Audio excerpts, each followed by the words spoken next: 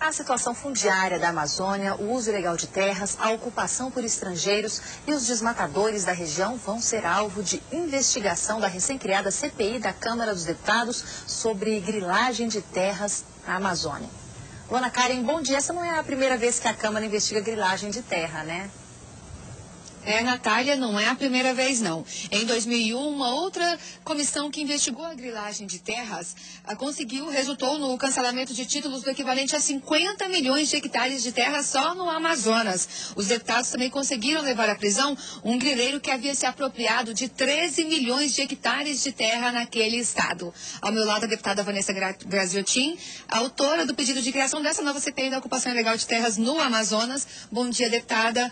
Uma nova CPI quase 10 anos depois. Se justifica? Sem dúvida nenhuma, porque a grilagem é um tipo de crime e esse crime tem que estar sendo permanentemente vigiado e analisado. Então, há 10 anos tivemos uma CPI que foi muito importante, não apenas pelas denúncias, mas pelo resultado efetivo. Eu digo que aquela foi talvez uma CPI da casa que obteve melhores e maiores resultados. Não só do ponto de vista do cancelamento de títulos, coisa inédita para a Amazônia brasileira, títulos ilegais. Havia municípios no Amazonas, no Pará, que tinham 3, 4 andares, ou seja, 4 pessoas detinham o título devidamente registrado em cartório daquelas terras. Mas além desses avanços, nós conseguimos também avanços importantes na legislação. E esse é um momento importante, porque o governo brasileiro trabalha com o programa Terra Legal, que iniciou a partir da aprovação da lei pela Casa, do projeto de lei que regulamenta a situação fundiária dos pequenos proprietários na região.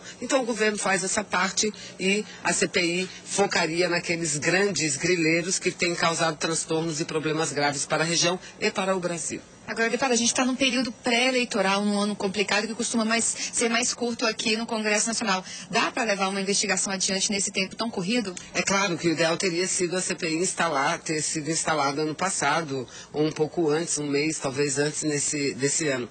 Mas não havia espaço para isso, pelo regimento. O espaço aconteceu agora, o presidente imediatamente instalou. E é suficiente, sim. Eu participei da CPI passada, nós ficamos menos de um ano trabalhando e trabalhamos com quem tem o que fazer, com o poder público, que mudou a legislação, e com os tribunais de justiça, que são os responsáveis pelos registros de terras. Deputada, nessa CPI vocês pretendem tocar na questão da posse de terras por estrangeiros? Ah, sem dúvida. E nós temos conhecimento que o próprio governo federal, por uma necessidade, elaborou uma nova proposta de regulamentação de terras e ocupação das terras por estrangeiros na Amazônia. Esse projeto não chegou à casa, então um dos grandes feitos da CPI será fazer esse contato permanente e mostrar para o governo como é importante renovarmos a legislação fundiária, principalmente para a Amazônia e para estrangeiros. Rapidamente, deputada, qual o cronograma da CPI?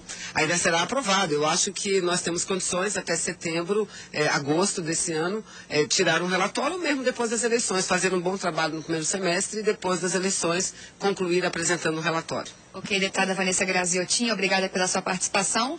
A CPI da ocupação ilegal de terras está no período de indicação, onde os líderes partidários devem indicar os integrantes da comissão. A expectativa é que na semana que vem ela já esteja instalada. Se você quiser rever essa entrevista que eu acabei de fazer com a deputada Vanessa Graziotin, basta acessar o site do Repórter Brasil na internet. O endereço é tvbrasil.ebc.com.br/Repórter Brasil. Natália. Obrigada, Luana, pelas informações.